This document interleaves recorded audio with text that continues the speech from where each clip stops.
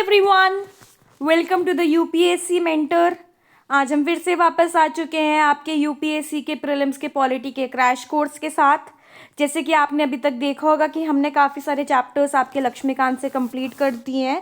हमने कल स्टार्ट किया था सेंटर स्टेट रिलेशन, जहाँ पे हमने लेजिस्लेटिव रिलेशंस को कंप्लीट कर लिया था। अभी जो हमारे दो रिलेशंस बचे हैं वो बचे हैं एडमिनिस्ट्रेटिव रिलेशंस और फाइनेंशियल रिलेशंस। आज की वीडियो में जो है हम ये दोनों ही रिलेशंस कंप्लीट कर लेंगे ताकि आपका चैप्टर कंप्लीट हो पाए।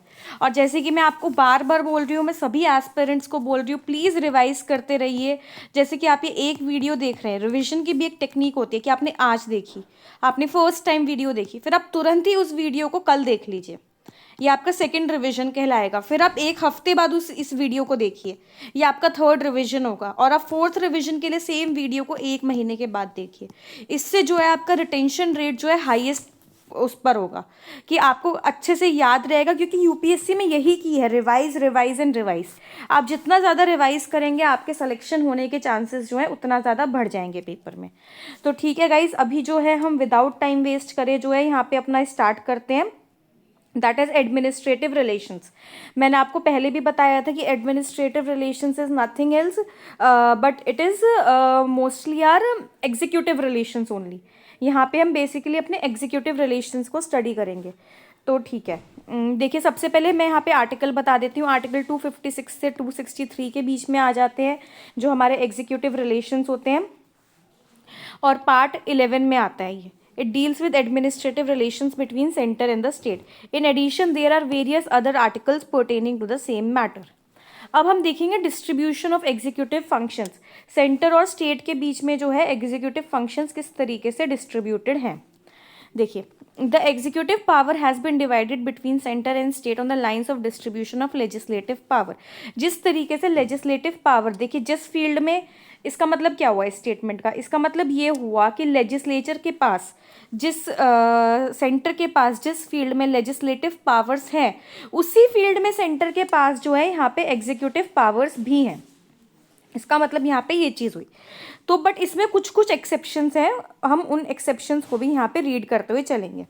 तो ठीक है, thus the executive power of the centre extends to the whole of India. जैसे कि इनका लेजिस्लेटिव पावर जो होता है सेंटर का पूरे इंडिया में रहता है, उसी तरीके से सेंटर का एग्जीक्यूटिव पावर भी पूरे इंडिया में ही रहता है। To the matters on which Parliament has exclusive power of legislation, that is the subjects enumerated in the Union List. Union List के matters के ऊपर पार्लियामेंट का पूरा होल्ड होता है कि वो पूरे इंडिया में लॉज बना सकते हैं, तो उसी तरीके से वो यहाँ पे एग्जीक्यूशन का भी पावर होता है।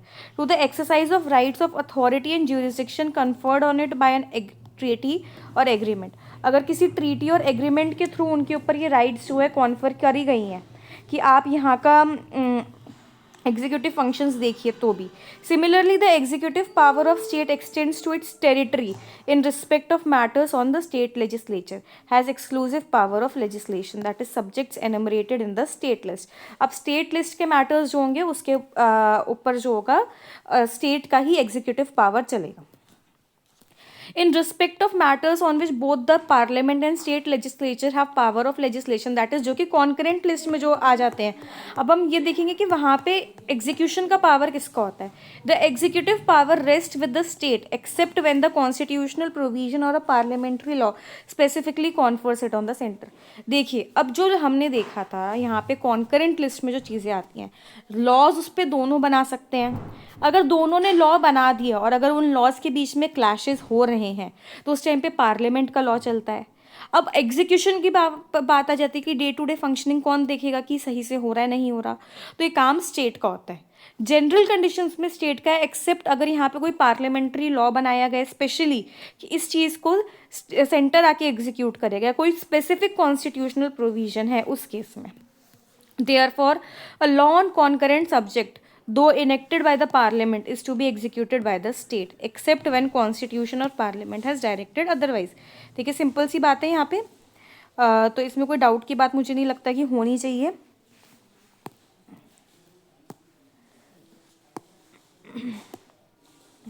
एक मिनट गाइस। हाँ, अब आ जाते हैं obligation of state and the centres, इनकी आपस में कुछ ऑब्लिगेशंस होती हैं एग्जीक्यूटिव पावर को लेकर, वो हम पढ़ेंगे। The constitution has placed 2 restrictions on the executive power of the states in order to give ample scope to the centre for exercising its executive power. ठीक है, यहाँ पे स्टेट्स के ऊपर कुछ रिस्ट्रिक्शंस लगाई गई हैं। तो स्टेट्स को किस तरीके से अपनी एग्जीक्यूटिव पावर्स को एक्सरसाइज करना है, as to ensure compliance with the laws made by parliament and any other existing law which applies in the state, कि स्टेट को जो है पार्लियामेंट के लॉज को मानते हुए अपनी एग्जीक्यूटिव पावर को एक्सरसाइज करना है, and as not to impede or prejudice the exercise of executive power of the centre in the state. जो एग्जीक्यूटिव पावर है सेंटर की जो स्टेट में होती है, क्योंकि सेंटर की तो all over India executive power है यूनियन लिस्ट के ऊपर, किसी भी तरीके से स्टेट को उनकी एग्जीक्यूटिव पावर को अपनी स्टेट में हैम्पर नहीं करना है। While the former lays a general obligation upon the state, the later impose a specific obligation on the state। ठीक है, ये चीज़ हमने यहाँ पे देख ली, इसमें कुछ ऐसा नई बात नहीं थी। अब देख लेते हैं हम यहाँ पे, in both the cases the executive power of the centre extends to giving of such directions to the state as are necessary for the purpose. The sanctions behind this direction of the state is coercive. देखिए दोनों ही cases में यहाँ पे जो दिया गया है कि स्टेट को यहाँ पे उनकी एग्जीक्यूटिव पावर को जो है मानना है कि एक तो पार्लियामेंट के लॉज को वायलेट नहीं करना और स्टेट सेंटर की एग्जीक्यूटिव पावर्स को वायलेट नहीं करना अपने स्टेट में, ये दोनों ही कोहर्सिव है। अगर इसका पालन नहीं होता है तो आर्टिकल 365 के अंडर जो है प्रेसिडेंट्स रूल लगाया जा सकता है। Thus, Article 365 states that where any state has failed to comply with or to give effect to any directions given by center, it will be lawful for the president to hold that a situation has arisen in which the government of the state cannot be carried in accordance with the provisions of constitution। ऐसा माना जाता है कि अब state जो है constitution को violet कर रहा है और वो कॉन्स्टिट्यूशन के प्रोविजन के अकॉर्डिंग खुद से नहीं चल सकता है, तो प्रेसिडेंट रूल की ज़रूरत है। तो आर्टिकल 356 के अंडर प्रेसिडेंट रूल यहाँ पे लगा दिया जाता है। 365 के अंडर ये सब पूरा दिया गया है कि इन्होंने बात को नहीं माना, तो अब ये लोग कॉन्स्टिट्यूशन के अकॉर्डिंग नहीं चल पा रही है स्टेट, और 356 के अंडर फाइनली प्रेसिडेंट रूल को यहाँ पे स्टेट में लगा दिया जाता है। इसके अलावा सेंटर जो है कुछ स्पेसिफिक डायरेक्शंस देता है स्टेट को। In addition to the above 2 cases, the center is empowered to give directions to the state with regard to exercise of their executive power in the following cases, that is the construction and maintenance of means of communication, जो national या military importance के कि आपको railways बनाइए, आप यहाँ पे कुछ airports बनवाइए। The measures to be taken for the protection of railways के ऊपर special focus दिया जाता है। The provision of educate facilities for instruction in mother tongue at the primary stage of education। ये हमने देखा था कि DPSP में भी ये चीज़ दी गई है। ये जो है हमारे DPSP पार्ट 4 में नहीं है, पार्ट 4 के बाहर के जो हमने 3 DPSP पढ़े थे। अगर आपको ये चीज़ याद है आप जाके DPSP वाले चैप्टर को रिवाइज करिए फिर से, और जिसको याद है आप प्लीज़ कमेंट में लिखिए येस रिमेंबर्ड, जिससे मुझे भी पता चले कि कितने स्टूडेंट्स जो हैं बहुत ध्यान से चैप्टर को जो है समझ रहे हैं, वीडियो को समझ रहे हैं। तो देखिए यहाँ पे सेंटर जो है स्टेट को बोल सकते हैं कि आपको मदर टंग में लेक्चर के लिए स्पेसिफिक फैसिलिटीज़ को प्रोवाइड करना है at primary stage of education to children belonging to linguistic minority groups. And the final is the drawing up and execution of specified schemes for the welfare of scheduled tribes, that is जो 5th और 6th schedule है उसको जो है हमें ठीक से follow करना है कि scheduled tribes का जो है ठीक से ध्यान रखा जा रहा है नहीं।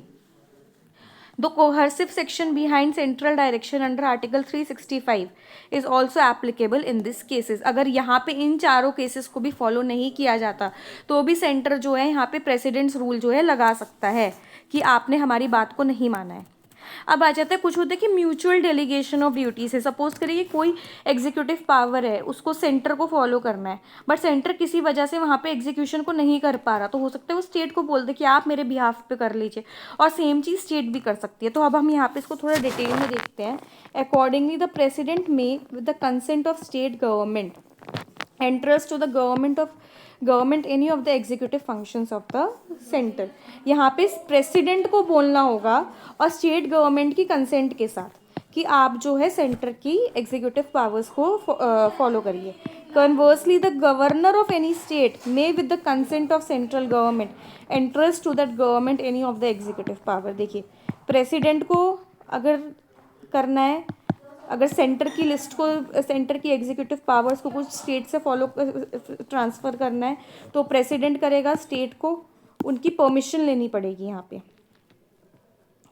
और अगर स्टेट की लिस्ट में ही काम करना है तो ये काम जो है गवर्नर करेगा और वो यहाँ पे सेंटर की परमिशन लेगा। बट यहाँ पे एक कंडीशन होती है कि अगर आपको बिना कंडीशन के करना है ना, कि अगर पार्लियामेंट ने बोल दिया स्टेट को, तो यहाँ पे स्टेट के ऊपर ऑब्लिगेशन हो जाता है कि अब वो इस फंक्शन को पूरा करें। अब इन्हें यहाँ पे स्टेट की परमिशन लेने की ज़रूरत नहीं है कि स्टेट की परमिशन ले। अगर पार्लियामेंट ने बोला तो स्टेट के ऊपर बाइंडिंग हो जाता है कि वो सेंटर का एग्जीक्यूटिव फंक्शन को पूरा कंप्लीट करके दें।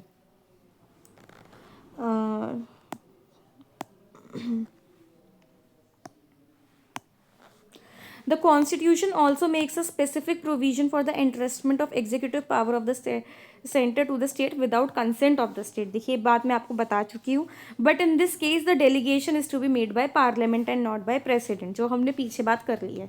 Thus a law made by parliament on a subject of the union list can confer powers and impose duties on the state और authorize the conferring of power and imposition of duties by center।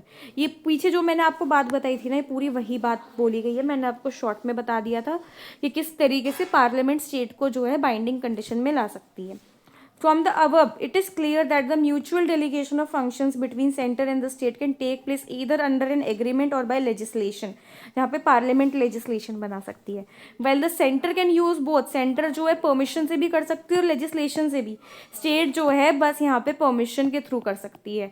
State को कोई ऐसी power नहीं है कि state legislature यहाँ पे कोई लॉ बना दे और फिर सेंटर के ऊपर यहाँ पे बाइंडिंग हो जाए, ऐसा कुछ भी नहीं है। अब हमें लग रहा होगा ठीक है इन दोनों के बीच में इस तरीके की चीज़ें तो हो रही है, बट यहाँ पे कॉपरेशन भी होता है सेंटर और स्टेट के बीच में।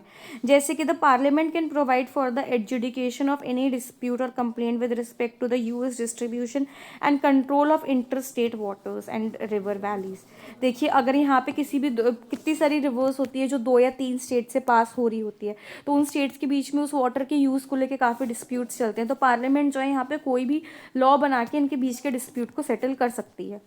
The President can establish under Article 263 and interstate councils to investigate and discuss matters of common interest। देखिए यहाँ पे सबसे पहले इंपॉर्टेंट बात क्या है, आर्टिकल 263 के अंडर बन रहा है। कौन बना रहा है? प्रेसिडेंट बना रहे हैं। यहाँ पे क्या चीज़ बनाई जा रही है? इंटरस्टेट काउंसिल को बनाया जा रहा है। और इंटरस्टेट काउंसिल का यहाँ पे मोटिव क्या है कि अगर यहाँ पे जो है सभी स्टेट्स आती हैं, आके डिस्कस करती है, कोई इशू होता है, उस इशू को रिजॉल्व किया जाता है। और क्या है? Full faith and credit is to be given throughout the territory of India to public acts, records and judicial proceedings of the centre. ये जो है यहाँ पे नेक्स्ट प्रोविजन आ जाता है।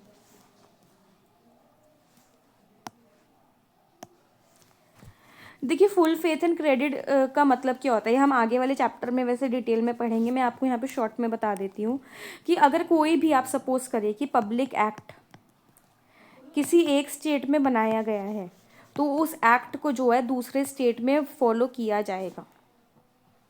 या कोई भी रिकॉर्ड है या कोई भी जुडिशियल प्रोसीडिंग है, अगर उसे दूसरे केस के हाई कोर्ट में दिखाया जाए तो उसे वैलिड माना जाएगा। ये नहीं बोला जाएगा कि अरे ये तो आपकी स्टेट में चलता है, वो उस चीज़ को जो है सब जगह माना जाएगा। ये जो है एग्जीक्यूटिव पावर्स, ताकि एग्जीक्यूटिव फंक्शन स्मूथली चल पाए, एडमिनिस्ट्रेशन ठीक से चले, इसलिए होता है।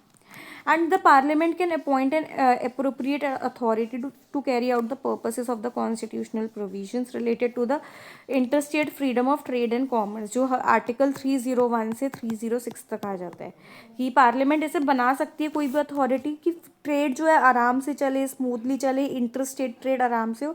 बट पार्लियामेंट ने आज तक ऐसी कोई अथॉरिटी अभी तक बनाई नहीं है, यही बात लिखी है आगे। But no such authority has been formed so फार।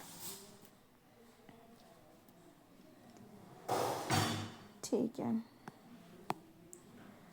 अब देखिए, अब फाइनली अब हम इसके लास्ट पार्ट पे पहुंच चुके हैं, that is the financial relations. Centre और स्टेट के बीच में फाइनेंशियल रिलेशंस किस तरीके से चलते हैं। सबसे पहले आर्टिकल जो है 268 से लेकर 293 तक आ जाता है। In part 12 of the constitution deal with the centre state financial relations. आप आर्टिकल को याद रखिए। देखिए अभी तक हम पार्ट 11 में पढ़ रहे थे एडमिनिस्ट्रेटिव रिलेशंस को और लेजिस्लेटिव रिलेशंस को। फाइनेंशियल रिलेशंस को जो है हम पार्ट 12 में पढ़ रहे हैं। Besides these, there are other provisions dealing with the same subject. These together can be studied under the following head.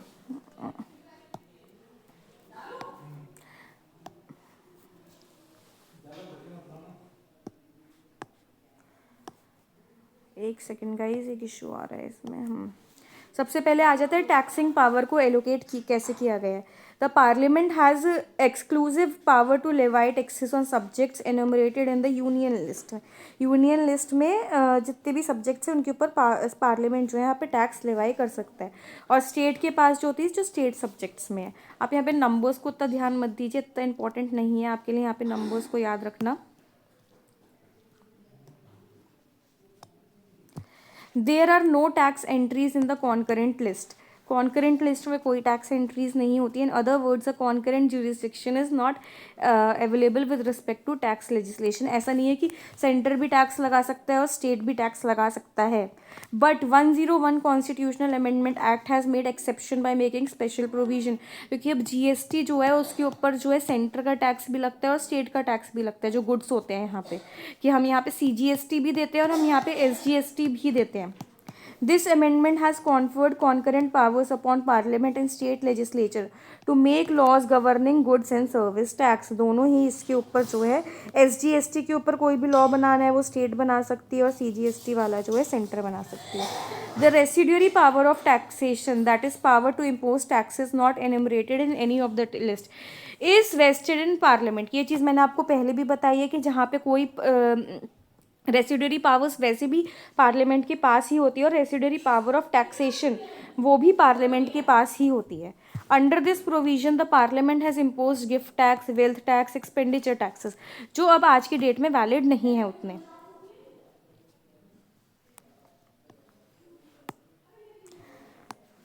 अब देखिए, अब आ जाता है जो ग्रांट एंड एड्स दिया जाता है स्टेट्स को, जो सेंटर देती है।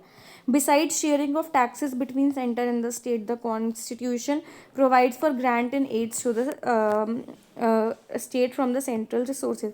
इसमें दो तरीके के ग्रांट्स होते हैं। देखिए, एक होता है स्टैट्यूटरी ग्रांट्स जिनको देना कंपलसरी होता है, और एक होता है डिस्क्रिशनरी ग्रांट्स जहाँ पे देना या ना देना ही सेंटर की चॉइस होती है। सबसे पहले हम स्टैट्यूटरी ग्रांट्स देख लेते हैं। आर्टिकल 275 में दिया गया है, it empowers the parliament to make grants to the state which are in need of financial assistance and not to every state. ये हर स्टेट को नहीं दिया जाता, कोई स्टेट अगर किसी प्रॉब्लम में है तो उस टाइम पे आप स्टैट्यूटरी ग्रांट्स दीजिए। 275 आर्टिकल में दिया गया है। Also different sums may be fix for different states. These sums are charge on consolidated fund. ये जो है मतलब इसके ऊपर वोटिंग नहीं होती। चार्ज ऑन कंसोलिडेटेड फंड का मतलब ये होता है कि पार्लियामेंट में इसके ऊपर वोटिंग नहीं की जाएगी। और दूसरा फंड होता है मेड ऑन कंसोलिडेटेड फंड, कि इसके ऊपर जो है बजट के पासिंग के टाइम पे वोटिंग की जाएगी। तो यहाँ पे ये डिफरेंस है। Apart from this general provision, the constitution also provide for specific grant for promoting the welfare of scheduled tribes in the state or for raising the level of administration of scheduled areas in the state, including the state of Assam. The statutory grants under Article 275, both general and specific, are given to the states on the recommendation of Finance Commission। यहाँ पे जब तक Finance Commission recommend नहीं करता तब तक centre जो है यहाँ पे स्टेट्स को ग्रांट नहीं देती है, स्टैट्यूटरी ग्रांट्स जो होते हैं। अब आ जाते हैं डिस्क्रिशनरी ग्रांट्स। ये आर्टिकल 282 में दिए गए हैं। It empowers both the centre and the state to make any grants for any public person even if it is not within their respective legislative competence. तो यहाँ पे उनके ऊपर ऑब्लिगेशन नहीं है, बट फिर भी सेंटर जो है स्टेट को कभी कभी डिस्क्रिशनरी ग्रांट्स दे देती है। These grants are also known as discretionary grants, the reason being the centre is under no obligation to give these grants and the matter lies within its discretion. अब कुछ और भी grants आते हैं इसके अलावा। For third type of grant in aids but for temporary period के लिए कुछ ग्रांट्स दिए जाते हैं। Thus a provision was made for grant in aids for the export duties on jute. जो जूट को एक्सपोर्ट करने में ड्यूटीज़ लग रही थी ना असम, बिहार, उड़ीसा, वेस्ट बंगाल में, उसके लिए एक टाइम पर बनाया गया था, बट उसको बहुत शॉर्ट टर्म के लिए बनाया गया था, जहाँ पे स्टेट इस ड्यूटी को देता था, इन स्टेट्स को सेंटर देता था।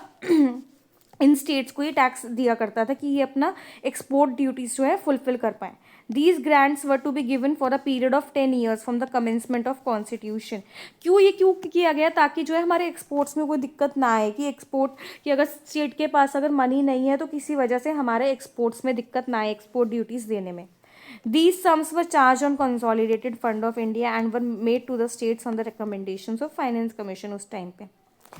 अब फाइनली जो आज की डेट में जो सबसे बड़ा इनोवेशन टैक्सेस में किया गया सेंटर और स्टेट के बीच में, वो है GST council. The smooth and efficient administration of goods and service tax requires a cooperation and coordination between centre and state. इसके लिए GA 101 अमेंडमेंट एक्ट से जो था हमने जीएसटी काउंसिल को बनाया। जीएसटी काउंसिल इस बात को इंश्योर करता है कि सेंटर और स्टेट के बीच में प्रॉपर कम्युनिकेशन हो और वो दोनों के इंटरेस्ट को ध्यान में रखते हुए टैक्स रेट्स को डिसाइड करता है। यहाँ पे article 279A empowered the president to constitute GST council by an order. इसको जो एक एग्जीक्यूटिव ऑर्डर से बनाया गया है, ना कि किसी लेजिस्लेटिव ऑर्डर से। यहाँ पे 279A में प्रेसिडेंट को ये पावर दी गई कि आप जीएसटी काउंसिल को बना सकते हैं। The council is a joint forum of the centre and the state. It is required to make recommendations to centre and the state on the following matters. अब देखिए हमें मैटर्स देख लेते हैं जहाँ पे जीएसटी काउंसिल सेंटर और states को जो है रिकमेंडेशन दे सकता है कि वो अपने टैक्स रेट्स को कैसे करके इम्प्रूव कर सकते हैं। The tax सेसेस and surcharges levied bye centre state and local bodies that would be merged in GST. ये जीएसटी काउंसिल इन चीज़ों को जो है डिसाइड कर सकता है कि कौन कौन से टैक्सेस सेसेस सरचार्जेस जीएसटी के अंडर मर्ज होने चाहिए। The goods and service that are subjected to GST, वो ये भी डिसाइड कर सकता है। The model GST law, principle of levy, appropriation of GST, ये सब वो डिसाइड कर सकता है। The threshold limit of turnover below which GST may be exempted. देखिए जीएसटी टैक्स जो होता है ना, वो एक लिमिट के ऊपर वाले टर्नओवर वाले कंपनीज के ऊपर लगता है, सबके ऊपर नहीं लगता है। तो वो इस चीज़ को भी डिसाइड कर सकता है GST council. The rates including floor rates with a band of GST, जैसे हमें पता है जीएसटी 5% स्लैब के साथ, 12% स्लैब, 18% स्लैब्स, ऐसे स्लैब्स के साथ आता है। तो जीएसटी काउंसिल का अगर मन करे तो वो इन स्लैब्स को चेंज भी कर सकता है। एनी स्पेसिफिक रेट और rates for a specified period to raise in additional resource during natural calamity, अगर किसी टाइम पे ज़रूरत पड़े तो जीएसटी काउंसिल इस बात को भी डिसाइड कर सकता है। अब देखिए और फाइनेंसेस को मैनेज करने के लिए यहाँ पे फाइनेंस कमीशन भी बनाया जाता है आर्टिकल 280 के अंडर, ताकि सेंटर और स्टेट के बीच में ठीक से जो है फाइनेंसेस मैनेज हो पाए। और एक क्वासी जुडिशियल बॉडी होता है, प्रेसिडेंट बनाता है हर 5 साल में। देखिए आप इस तरीके की इन्फॉर्मेशन पे बहुत ध्यान रखा करिए। आर्टिकल 288 है, कौन बना रहा है, प्रेसिडेंट बना रहा है, कितने टाइम में बना रहा है, हर 5 साल में बना रहा है। अभी कौन सा फाइनेंस कमीशन चल रहा है, प्रेजेंटली जो है 16th फाइनेंस कमीशन चल रहा है। ये क्या डिसाइड करता है फाइनेंस कमीशन जो है, distribution of net proceeds of tax to be shared between centre and the states and the allocation between the states or respective shares of such proceeds. देखिए जो टैक्स सेंटर को मिलता है, अब सेंटर को tax का 1% जो है स्टेट्स के साथ शेयर करना होता है। जैसे 15th फाइनेंस कमीशन ने 41% डिसाइड किया था, तो कितना परसेंट टैक्स जो है शेयर करेगा, और अब इसमें इस 41% में से हर स्टेट को कितना कितना परसेंट मिलेगा, ये भी डिसाइड किया जाता है। तो ये चीज़ जो है फाइनेंस कमीशन डिसाइड करता है। The principle which would govern the grant in aids to the states by the centre. देखिए अब ग्रांट्स इन एड्स दिए जाते हैं, जो हमने पीछे पढ़े थे, कुछ कंपलसरी ग्रांट्स होते हैं, कुछ डिस्क्रिशनरी ग्रांट्स होते हैं। तो फाइनेंस कमीशन रिकमेंड करता है कि आपको ये ग्रांट इन एड्स देनी चाहिए स्टेट को। The measures needed to augment the consolidated fund of a state to supplement the resources of panchayats and municipalities in states on the basis of recommendations made by State Finance Commission। देखिए अब state के भी जो है यहाँ पे municipalities को हमको स्ट्रॉन्ग करना होता है। तो यहाँ पे जो स्टेट फाइनेंस कमीशन देखिए सबसे पहले रिकमेंडेशन देता है फाइनेंस कमीशन को जाके, उसके बेसिस पे फाइनेंस कमीशन जो होता है स्टेट्स को रिकमेंडेशन देता है कि फाइनेंस कमीशन जो है यहाँ पे हाँ जी स्टेट्स को रिकमेंडेशन देता है कि आप किस तरीके से अपने कंसोलिडेटेड फंड से पैसा निकालिए ताकि पंचायत और म्यूनिसिपैलिटीज़ का जो है यहाँ पे वेलफेयर हो पाए। तो पहले स्टेट फाइनेंस कमीशन स्टडी करेगा, जाके फाइनेंस कमीशन को रिकमेंडेशन देगा और फाइनेंस कमीशन फाइनली स्टेट्स को रिकमेंडेशन देगा। Any other matter refer to the it to by the president. और अगर प्रेसिडेंट ने फाइनेंस कमीशन को किसी और मैटर के ऊपर बोला है कि आप किसी और मैटर के ऊपर हमें सजेशन दीजिए, उस मैटर के ऊपर भी आप फाइनेंस कमीशन जो है सजेशन दे सकते हैं। तो देखिए इसी तरीके से हमारा ये पूरा जो सेंटर स्टेट रिलेशन वाला चैप्टर था ये कंप्लीट हो चुका है। यहाँ पे हम आपसे कल मिलेंगे नेक्स्ट चैप्टर को लेके, that is inter state relations जो होते हैं कि जो स्टेट के आपस के रिलेशंस। अभी तक हम देख रहे थे सेंटर है ऊपर, नीचे सारी स्टेट्स हैं, सेंटर और स्टेट्स किस तरीके से मैनेज हो रही है। अब ये जो सारी स्टेट्स हैं ये आपस में कैसे करके मैनेज हो रही हैं, हम कल इस रिलेशन को जो है स्टडी करेंगे डिटेल में। तो ठीक है गाइस, आप देख सकते हैं हम 20 से 25 मिनट से ज़्यादा आपके नहीं ले रहे किसी भी लेक्चर में। अगर आप 2x की स्पीड पे देखेंगे तो आप 10 से 15 मिनट में सारी चीज़ों को कंप्लीट कर लेंगे और आपके लिए बहुत ईजी होगा अपना पूरा पॉलिटी को कंप्लीट करना। आप प्लीज़ पूरी सीरीज़ को नहीं छोड़िएगा, आप स्टार्टिंग से देखिए, सारी वीडियोज़ को कंप्लीट करिए और इंश्योर करिए कि आपका पॉलिटी का क्रैश कोर्स कंप्लीट हो जाए।